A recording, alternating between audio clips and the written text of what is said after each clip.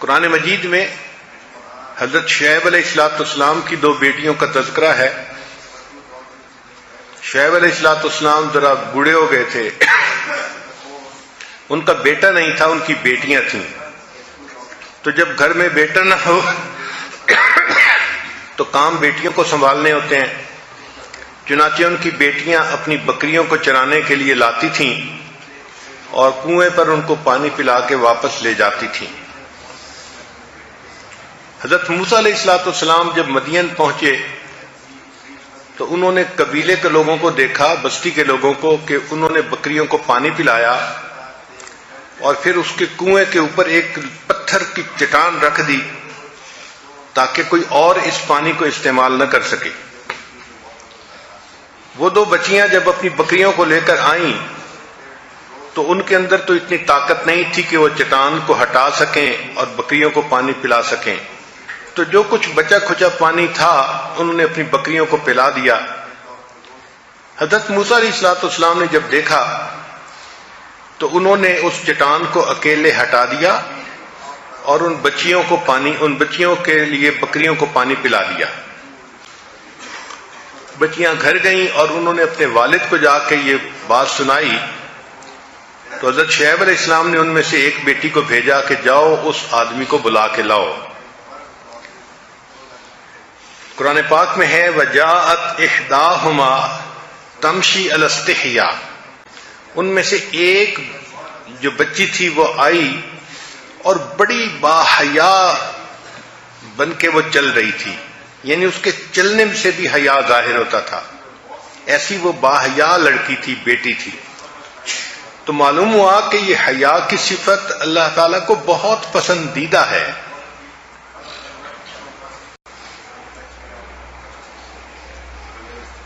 چنانچہ جس کے ہاں بیٹی ہو ان کو چاہیے کہ سب سے پہلی چیز اس بچی کو سمجھائیں کہ بیٹیوں کے اندر حیا زیادہ ہونی چاہیے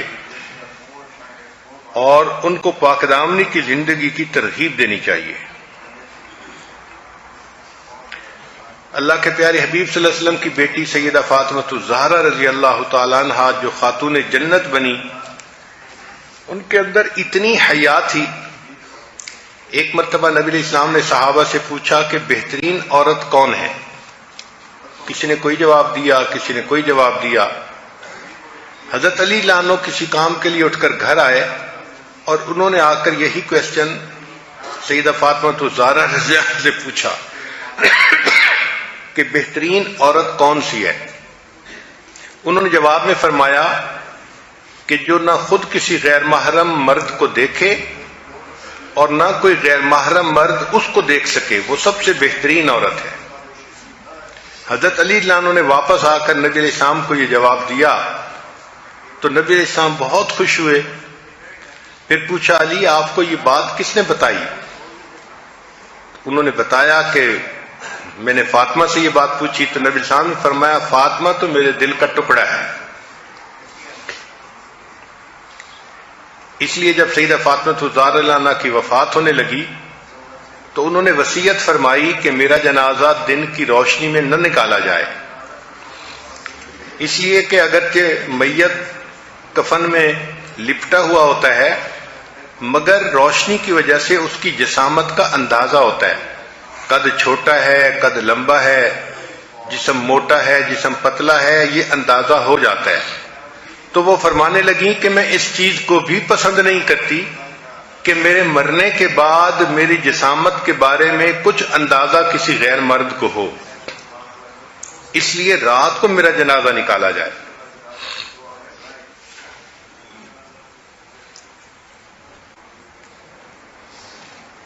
سیدہ عائشہ صدیقہ رضی اللہ تعالی عنہا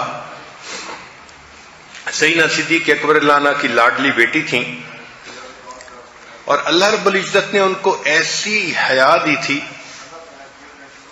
ان کی پاکیزگی کا اندازہ لگانا ہو تو اس بات سے لگائیں کہ ان کا نکاح اللہ کے حبیب صلی اللہ علیہ وسلم سے ہوا، اور اللہ فرماتے ہیں الطیبات للطیبین کہ پاکیزہ مردوں کے لیے پاکیزہ عورتیں۔ تو سیدہ صدیقہ رضی اللہ عنہا کی پاکیزگی کا اندازہ لگانا ہو تو نبی علیہ السلام کی پاکیزگی کا تصور کیجیے۔ چنانچہ ایک ایسا وقت بھی آیا کہ جب کفار نے، منافقین نے سیدہ صدیق پر بہتان لگانے کی کوشش کی، مگر اللہ رب العزت نے قرآن مجید میں ان کی پاک دامنی کی گواہی دی۔ سیدنا یوسف علیہ السلام پر بہتان لگا، اللہ نے بچے سے گواہی دلوائی۔ بی بی مریم پر بہتان لگا، اللہ نے چھوٹے بچے سے گواہی دلوائی۔ لیکن جب نبی علیہ الصلوۃ والسلام کی رفیق حیات پر بہتان لگا تو اللہ نے کسی مخلوق سے گواہی نہیں دلوائی، بلکہ اللہ نے وحی کے ذریعے خود گواہی عطا فرمائی۔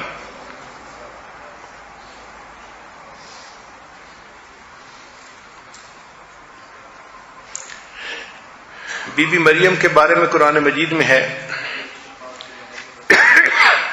کہ جب وہ جوان العمر ہو گئیں تو گھر میں زندگی گزار رہی تھیں،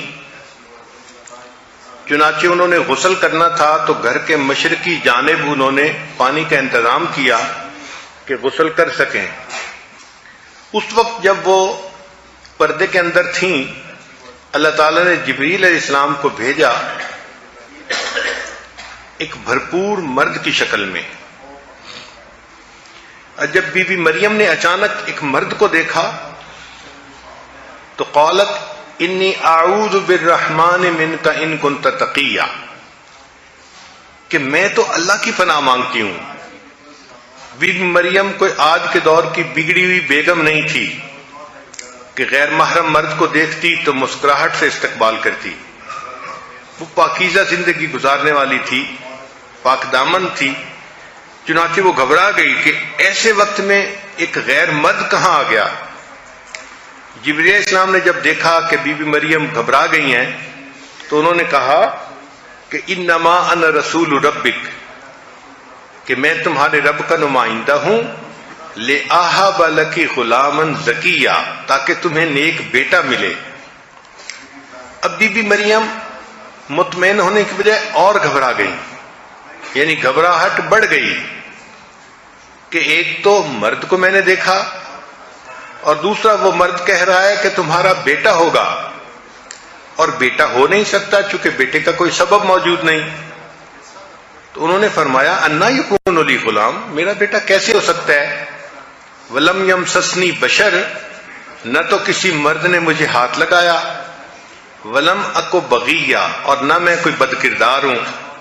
بی بی مریم جانتی تھی کہ بچے ہونے کے سبب دو ہوتے ہیں، یا تو نکاح کی وجہ سے ہوتا ہے ورنہ پھر زنا کی وجہ سے ہوتا ہے، اور یہ دونوں اسباب موجود نہیں تھے۔ تو اس لیے انہوں نے کہا کہ میرا بیٹا کیسے ہو سکتا ہے؟ نہ تو میں نے نکاح کیا اور نہ میں نے زنا کیا۔